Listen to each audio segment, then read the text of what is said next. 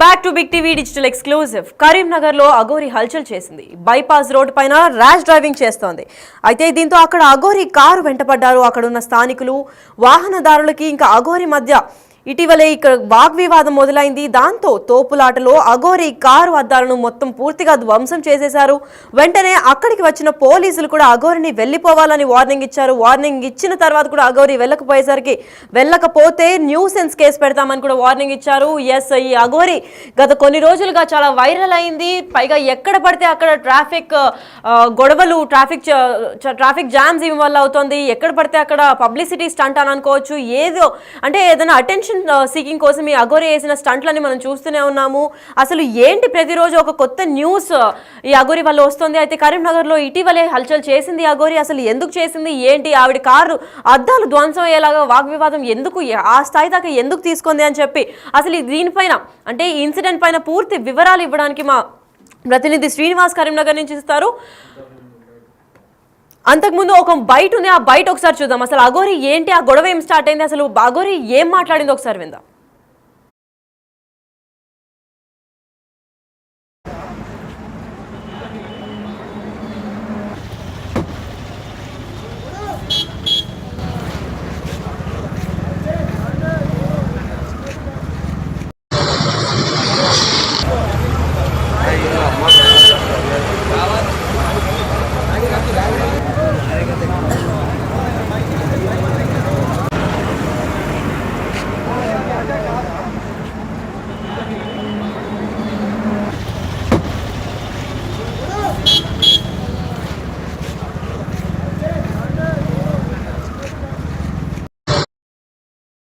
ఇప్పుడు మీరు 3వ తారీఖు నాడు వెములవాడ కంపల్సరీ వెములవాడ లోపల ఉన్న దర్గాని కూల్చే వరకు ఎంతమంది అడ్డుకుంటారో రాజకీయ పరంగా కానీ, ఇంకా పలుకుబడి ఎవరైతే ఉంటారో, ఇంకా ముస్లింలు కానీ, ఇంకా క్రిస్టియన్లు కానీ ఎవరు అడ్డుకున్నా కూడా దీన్ని ఆపే ప్రసక్తే లేదు. అది తీసేయాల్సిందంటే తీసేయాల్సిందే. మేం పోయి ఏదో మసీదులో కొట్లాడతలేము, మా గుడిలో మేము కొట్లాడుతున్నాం. మా గుడి లోపల ఆ దరిద్రం ఎందుకు అనేదే నా ప్రశ్న. అదే ఇప్పుడు వేములవాడలో ఉంది కదా దర్గా, అది ఎందుకు వచ్చింది మీకు పర్టికులర్ తెలుసా? వేములవాడలో దర్గా ఉంది, అది పర్టికులర్ గా ఎందుకు వచ్చిందని మీకు తెలుసా?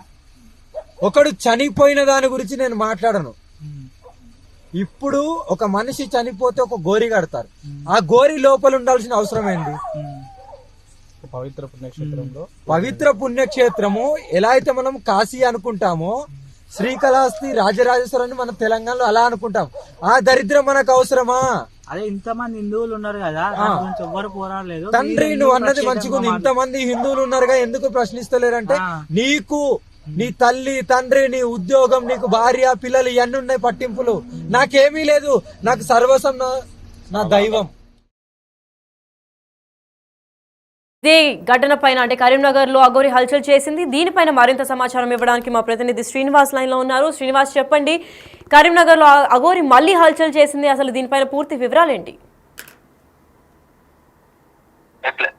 లక్ష్మి, నిన్న రాత్రి సమయం లోపల ఇటు అఘోరి కరీంనగర్ లోపల ప్రధాన రహదారి పైన హల్చల్ చేసిందని చెప్పుకోవచ్చు. అయితే నిన్న దాదాపుగా ఉదయం నుండి మొన్న కూడా ఇటు గత 2 రోజుల నుంచి కూడా కరీంనగర్ లోపలనే తిరుగుతున్నటువంటి అఘోరి నిన్న రాత్రి సమయం లోపల కరీంనగర్ నుంచి పెద్దపల్లి వెళ్లేటువంటి సమయం లోపల కొంతమంది ఆకతాయిలు ఆమెను వెంబడించడం కూడా జరిగింది. ఆ కార్లో డ్రైవింగ్ చేసుకుంటూ వెళ్తున్నటువంటి సమయం లోపల కొంతమంది వాహనం పైన వెళ్తూ కూడా కొంతమంది ఆకతాయిలు వెళ్తూ ఆ మొబైల్ లోపల ఇటు ఫోటోలు, వీడియోలు చిత్రీకరించేటువంటి పరిస్థితి చేస్తున్నటువంటి సమయం లోపల ఇటు అయితే నిన్న ఉదయం సమయం లోపల మానకొండూరు మండలం లోపల అయితే ఈ అఘోరి మాట్లాడుతూ వెములవాడ లోపల ఉన్నటువంటి ఏదైతే దర్గా ఉందో ఆ దర్గాను సనాతన ధర్మం కోసం నేను కొట్లాడుతున్నాను, ఆ దర్గాను తొలగించాలని చెప్పి గత రోజుల నుంచి కూడా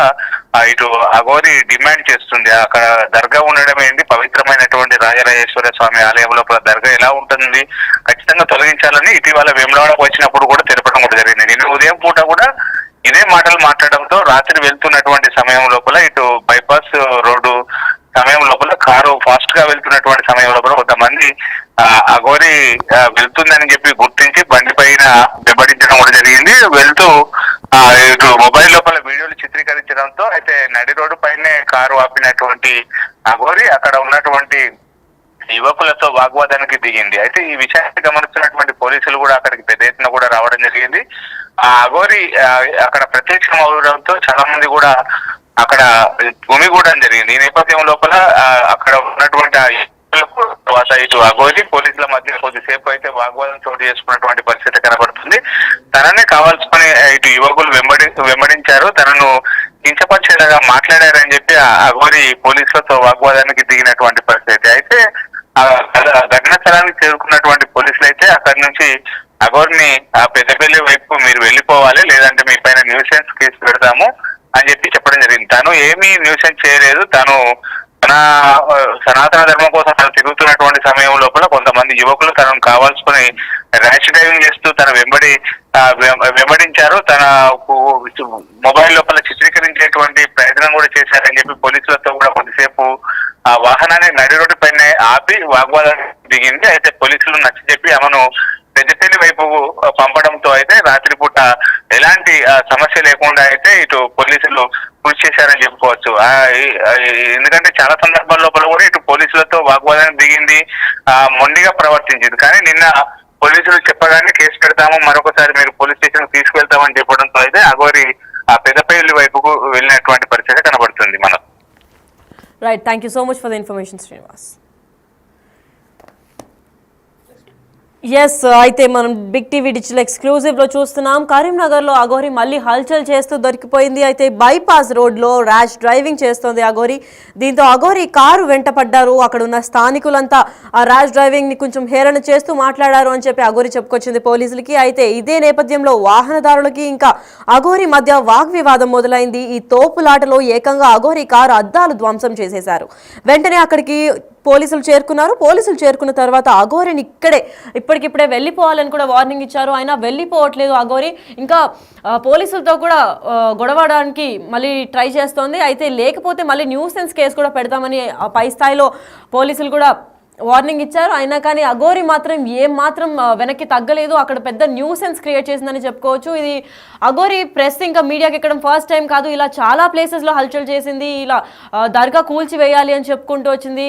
కొన్ని ఇన్సిడెంట్స్ని అఘోరీలు అంటే ఆడపిల్లలు ఉంటారు అంటారు, ఏదేదో మాట్లాడుతూ ఈ అఘోరి ఫేమస్ అవ్వడానికి ప్రయత్నిస్తోంది. అయితే ఇదే నేపథ్యంలో నిన్న కరీంనగర్లో కూడా అఘోరి హల్చల్ చేస్తూ మనం టీవీలో ఎక్స్క్లూజివ్గా చూడొచ్చు. అఘోరి కార్ అద్దాలు కూడా ధ్వంసం చేశారు. ఏంటి అని పోలీసులు విచారించిన తర్వాత లేదు, అది స్థానికులు వచ్చి నన్ను ఈ హేళన చేశారు, ఇంకా నా కార్ వెంట పడ్డారు, అందుకే వచ్చి నేను ఇక్కడ రచ్చ చేయాల్సి వచ్చింది అని చెప్పుకొచ్చింది. అయితే అది మాత్రం వాస్తవం కాదు. కాకపోతే ఇంకా ఈ అఘోరి ఎన్ని రచ్చలకి దారితీస్తుందో అయితే మనం చూడాలి.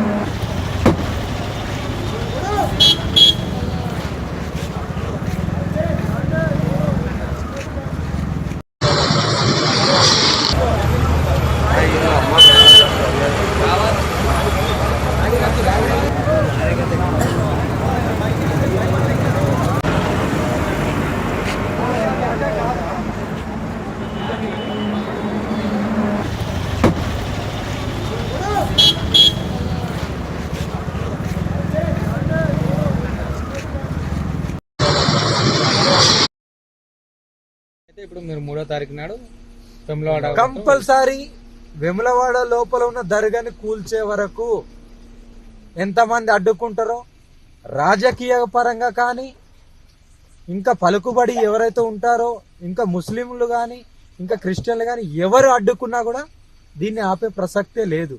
అది తీసేయాల్సిందంటే తీసేయాల్సిందే.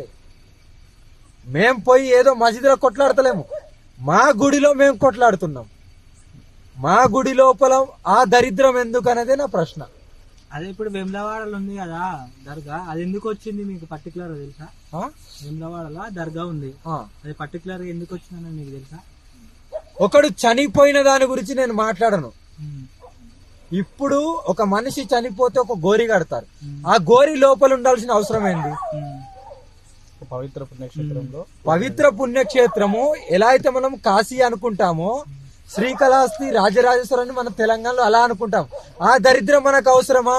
అదే ఇంతమంది హిందువులు ఉన్నారు కదా, దాని గురించి ఎవ్వరు పోరాడలేదు. తండ్రి నువ్వు అన్నది మంచిగుంది, ఇంతమంది హిందువులు ఉన్నారుగా ఎందుకు ప్రశ్నిస్తలేరంటే, నీకు నీ తల్లి తండ్రి నీ ఉద్యోగం నీకు భార్య పిల్లలు ఇవన్నీ ఉన్నాయి పట్టింపులు. నాకేమీ లేదు, నాకు సర్వస్వం నా దైవం.